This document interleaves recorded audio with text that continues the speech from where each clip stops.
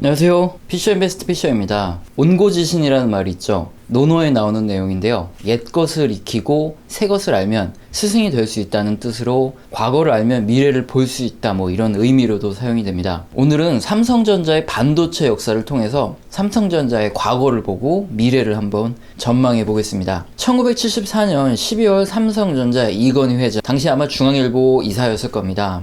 파산 직전인 한국 반도체를 사재를 털어서 인수하는 것으로 반도체 사업에 처음 진출하게 됩니다. 당시 삼성전자의 회장은 고 이병희 회장이었죠. 1970년대 당시 우리나라는 미국과 일본보다 임금 수준이 낮고 각종 세제 혜택이 좋았기 때문에 미국과 일본은 웨이퍼의 가공 생산과 조립 공장을 우리나라에 건설하고 생산 기지화했습니다. 이 중에 한국 반도체는 수입상 캠코가 미국 ICII와 합작 투자로 웨이퍼의 가공 산업에 진출하면서 우리나라에 세운 이런 회사입니다. 그리고 한국 반도체는 설립 후 전자 손목시계용 칩부터 트랜지스터 등을 자체 개발했지만 첫 해부터 경영난에 허덕이게 되죠. 이 시기에 삼성전자는 1974년과 1977년 지분을 인수하고 삼성 반도체를 이후 사명을 변경하게 됩니다. 그리고 1981년은 석유파동으로 글로벌 경제가 둔화되던 시기였기 때문에 우리나라도 단순히 이렇게 제조업 위주의 산업구조로만은 더 이상 발전이 없다고 느꼈기 때문에 정부에서는 첨단 산업으로 산업구조를 개편하려고 합니다. 이 때문에 반도체 육성 계획을 발표하던 이런 시기였죠. 이때 삼성전자도 마찬가지로 미래 먹거리를 반도체로 봤고요. 그리고 1983년 2월 당시 삼성전자의 회장이었던 고 이병철 회장은 반도체 사업에 본격적으로 진출할 것을 선포하죠. 당시에는 삼성전자의 이런 결정을 두고 3년 안에 망할 것이라는 의견이 아주 지배적이었습니다. 왜냐하면 당시 반도체 산업은 최소한 국민 총소득이 1만 달러 이상은 돼야 됐고, 그리고 인구 1억은 돼야 됐고, 국내에서 50% 이상은 소비가 되어야 하는 이런 산업이라는 게 당시 전문가들의 의견이었고요. 우리나라는 어느 것에도 해당되는 것이 없었죠. 그것보다 더 야유를 들었던 것은 64K D램 개발에 착수하겠다는 이런 발표였습니다. 전자시계 칩이나 하나 만드는 회사 인수해놓고 위탁 생산이다 하던 우리나라에서 갑자기 D램을 만들겠다고 하니까 말도 안 되는 소리라고 생각했던 거죠. 그런데 요즘 유행하는 이런 말이 있죠. 될 놈 되래 법칙이라는 말이 있습니다.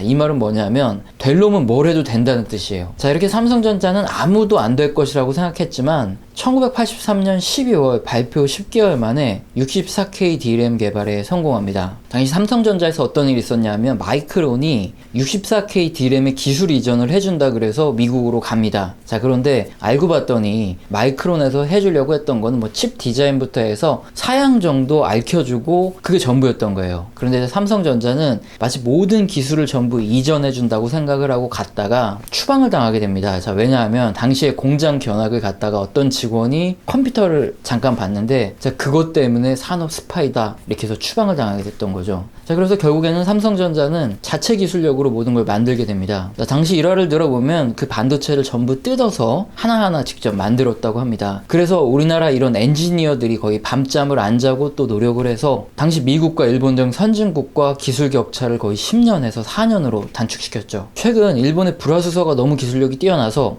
10년이 지나도 못 개발한다고 했는데 알고 보니까 이미 기술력도 있었고 1년도 안 돼서 전부 따라잡는 거 보면 정말 국뽕이 아니라 우리나라 사람들 머리 좋은 건 인정해야 될 것 같습니다. 이 영상 보시면서 또 삼뽕이네 국뽕이네 비아냥거리는 분도 분명히 있겠죠. 하지만 사실은 사실이니까요. 그리고 삼성전자가 1984년 8월 64K D램 양산 1라인을 설립했죠. 본격적으로 제품이 출하되기 시작합니다.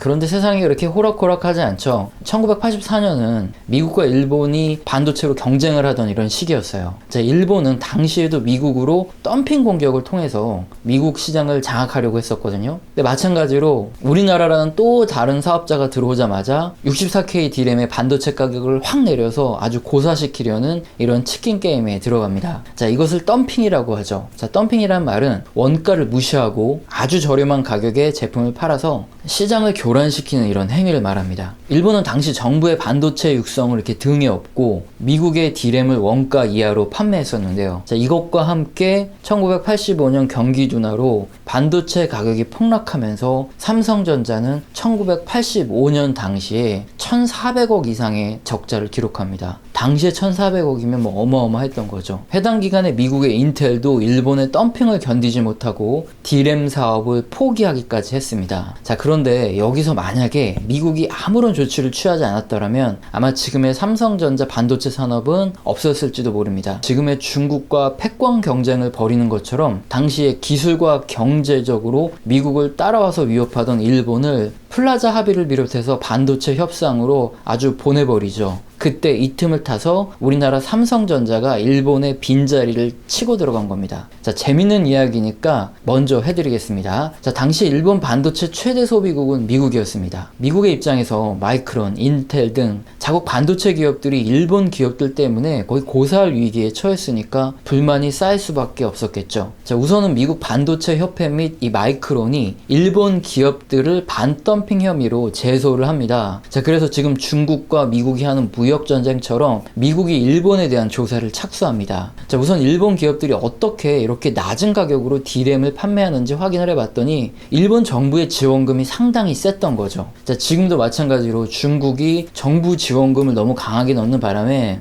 미국에서는 관세를 올려서 공정하게 경쟁하자 이렇게 하고 있는 거랑 똑같은 거죠. 자, 그리고 하나 더, 일본을 완전히 보내버렸던 사건이 있는데 바로 일본의 잠수함 사건입니다. 자, 당시에 미국과 소련은 냉전 시대였어요. 자, 냉전 시대는 뭐냐면 2차 세계대전 이후 1991년까지 미국과 소련이 이제 각자 동맹국들과 함께 경쟁하고 갈등이 이어졌던 이런 시대를 말합니다. 그래서 뭐 실제적으로 전쟁을 벌인 건 아니었는데요. 당시에 군비 경쟁부터 뭐 과학기술, 경제까지 이렇게 계속 경쟁을 하던 시기였죠. 서유럽, 미국, 캐나다가 나토를 만들어서 이 민주주의 동맹을 만들었고요. 바르샤바 조약으로 이 동구권 공산주의 국가들이 이 동맹을 맺었었죠. 자, 당시에 소련과 미국은 군사 및 경제적으로 서로 우위를 차지하기 위해서 우주 진출까지 했었죠. 그래서 그 유명한 미국의 달 착륙이 바로 이런 소련과의 군사전쟁 때문입니다. 자, 이렇게 군사경쟁을 하던 와중에 1980년 초부터 갑자기 소련의 잠수함이 미국의 레이더에 잡히지 않게 됩니다. 이유를 조사했던 미국은 1984년 일본의 도시바가 잠수함의 편무형 가공 기술 및 공작 기계를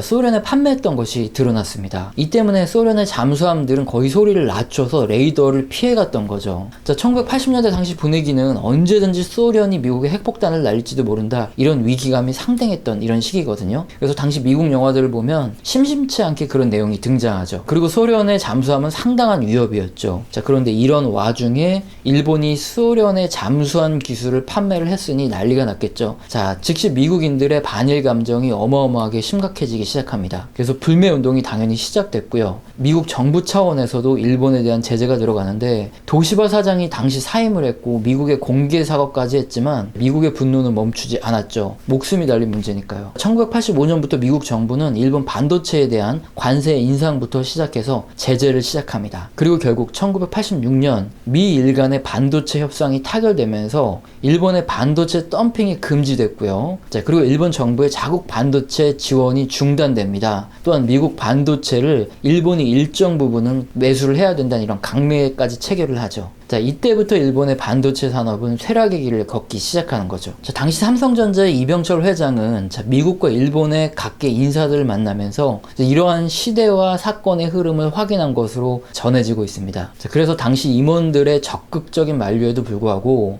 정말 좋은 기회가 오고 있다면서 64K 만들고요. 그 다음에 254K 만들고 그 다음에 1메가 D램 만든 이 세 가지 과정을 매년 1,400억 이상의 엄청난 적자가 누적됨에도 불구하고 계속 진행을 합니다. 당시 삼성전자 임원들은 계속 이렇게 나가다간 삼성전자가 망한다, 그래서 이병철 회장을 엄청나게 말렸대요. 자, 그리고 왜 1메가 D램을 만든 3라인을 양산하지 않느냐 이렇게 얘기했을 때마다 이제 준비를 하고 있습니다. 이제 거짓말을 하기도 했다고 합니다. 그런데 이병철 이병철 회장은 내가 직접 착공식에 참여하겠다 하면서 결국에 3라인 양산을 시작하죠. 자, 하지만 그때까지도 역시나 반도체가 불황이었기 때문에 당시 삼성은 판매를 하면 할수록 손해를 보는 이런 상황이 펼쳐지게 되죠. 거기다 반도체 라인 투자까지 한다고 하니까 뭐 임원들은 당연히 말릴 수밖에 없겠죠. 자, 그런데 정말 기적 같은 일이 벌어집니다. 1987년부터 반도체 가격이 급등하기 시작하는 건데요. 자, 미국과 일본의 반도체 분쟁으로 일본 정부의 지원금을 받을 수 없었던 일본 반도체 기업들이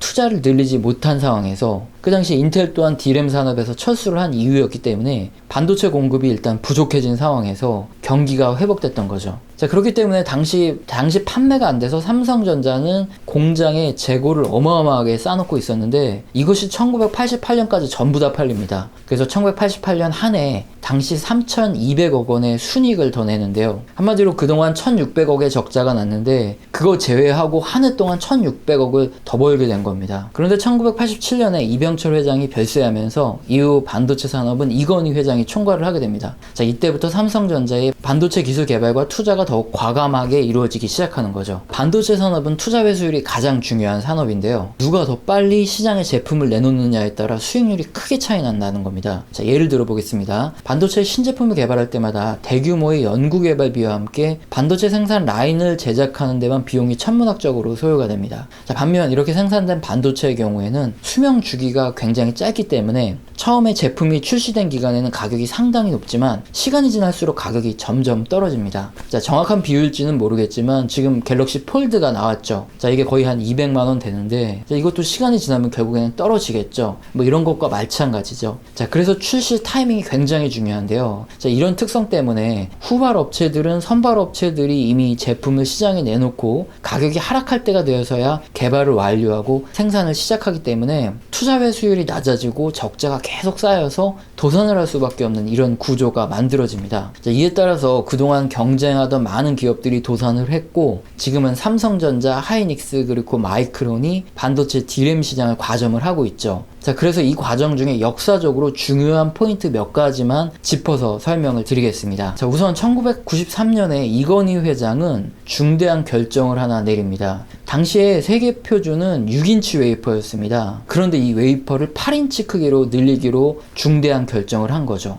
자, 웨이퍼는 뭐냐면 이 동그란 모양의 반도체, 이 실리콘 기판을 말하는데요. 자, 여기에 반도체 뭐 여러 가지의 공정을 거쳐서 반도체를 만들고 나서 세분하게 잘라서 이게 하나하나가 반도체로 완성되는 겁니다. 자, 그러니까 크기가 더 클수록 더 많은 양의 제품이 나오겠죠. 자, 반도체 관련 공정 설명은 제가 예전에 일본 불화수소 규제 당시에 영상에서 아주 자세히 여러 번에 걸쳐서 설명을 드렸기 때문에 자, 여기서는 반도체 공정 관련 설명은 생략을 하겠습니다. 이전 영상 찾아봐 주시면 너무 감사드리고요. 자, 이때 웨이퍼의 크기를 6인치에서 8인치의 크기로 늘리면 이 장비부터 라인 자체를 다시 깔아야 되는 거죠. 이 때문에 투자 비용은 약 35%가 증가를 합니다. 하지만 그만큼 큰 기판에서 다 잘라서 반도체가 하나하나 나오기 때문에 공정 자체가 절약되고 더 많은 반도체가 나옵니다. 자, 이에 따라서 생산량은 거의 78%가 증가하게 됩니다. 물론 뭐 제가 그 당시에 삼성전자에 다녔던 것도 아니고 뭐 지금도 안 다니기 때문에 뭐 정확한 내용은 모르겠지만 자, 당시 이건희 회장이 웨이퍼를 6인치에서 8인치로 바꾸자 할 때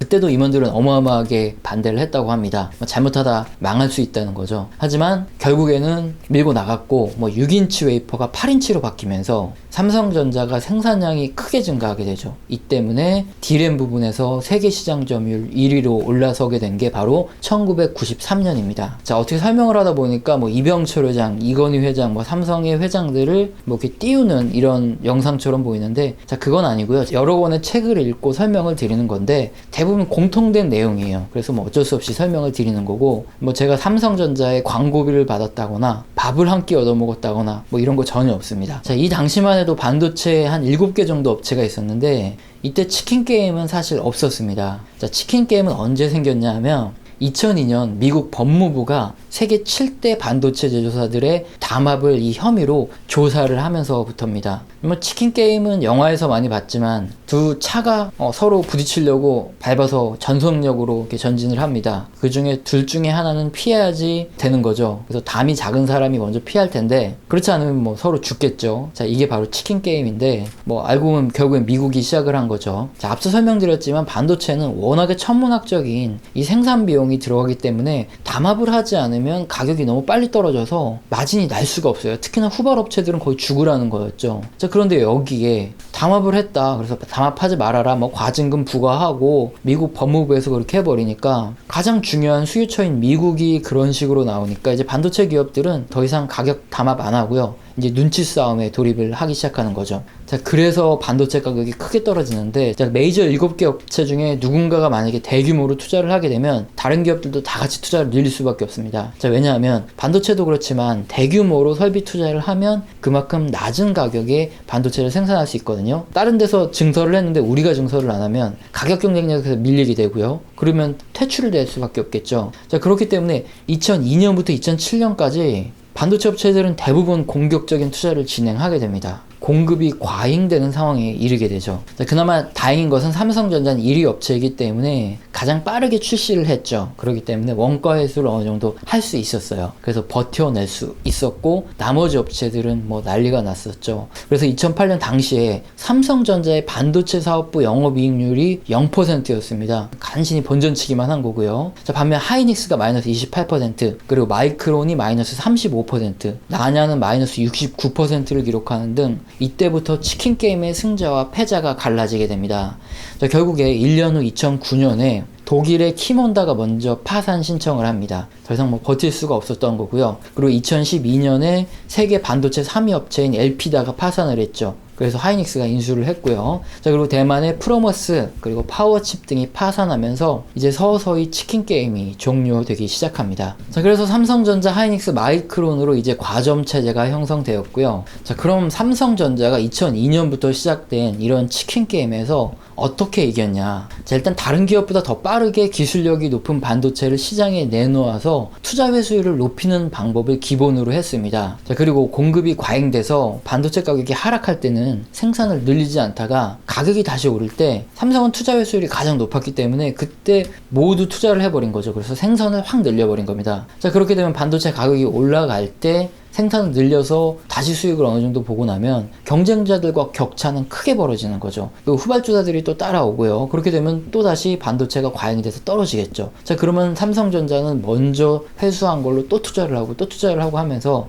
자, 치킨 게임 당시에는 삼성전자도 계속 투자를 해야 되니까 큰 이익이 없었지만 이제 과점 체제 이후에 어마어마하게 수익이 나기 시작하는 거죠. 그래서 지금은 삼성전자, 하이닉스, 마이크론 모두 다 치킨 게임보다는 기술 개발에 더 열을 올리고 있는 상황이고요. 그런 상황에서 최근 중국 기업들이 정부 지원을 등에 업고 치킨 게임을 시작하려고 했었죠. 인구도 많고 정부가 통제하면 자체적으로 일단 수요를 만들 수 있는 국가가 중국이니까요. 일단 수요가 어느 정도 창출되고 그리고 정부가 막대한 지원금을 공급하고 있으니까 치킨 게임이 장기화되더라도 버틸 수 있는 힘이 있었죠. 자, 그래서 엄청난 위협이었어요, 사실은. 자, 그런데 미국이 이번에도 도와줬죠. 무역전쟁으로 중국이 더 이상 불법적인 보조금 지급과 기술 빼내기를 할 수 없게 됐습니다. 자, 무역 합의와 별개로 미국은 중국에 대해서 기술 패권 경쟁을 하고 있죠. 그래서 화해 문제가 쉽게 해결되지 않을 이런 문제라는 것은 우리 모두가 알고 있는데, 그래서 미국 기업들이 중국에 제대로 뭐 장비를 수출할 수도 없고, 자, 이러다 보니까 중국의 반도체 산업은 지금 상당히 뒤처지고 있는 겁니다. 자, 그래서 미국이 기술 패권 전쟁을 할 때까지는 당분간 지금과 같은 삼성전자, 하이닉스, 마이크론의 이런 독주가 깨지기는 쉽지 않은 거죠. 자, 그렇다면 이 세계 회사 내에서는 또 어떤 변화가 있을까요? 일단 디램 부분에서는 이 패턴을 그릴 때 선폭을 점점 미세화시키는 게 핵심인데, 이제 너무 미세화가 되다 보니까 이전처럼 이렇게 선폭을 줄이는 게 쉽지 않기 때문에 약간 지연되고 있습니다. 그래서 EUV 공정이라고 기존과 다른 공정을 통해서 패터닝을 해야 되기 때문에 기술은 약간 정체되어 있어요. 이 디램 부분에서는요.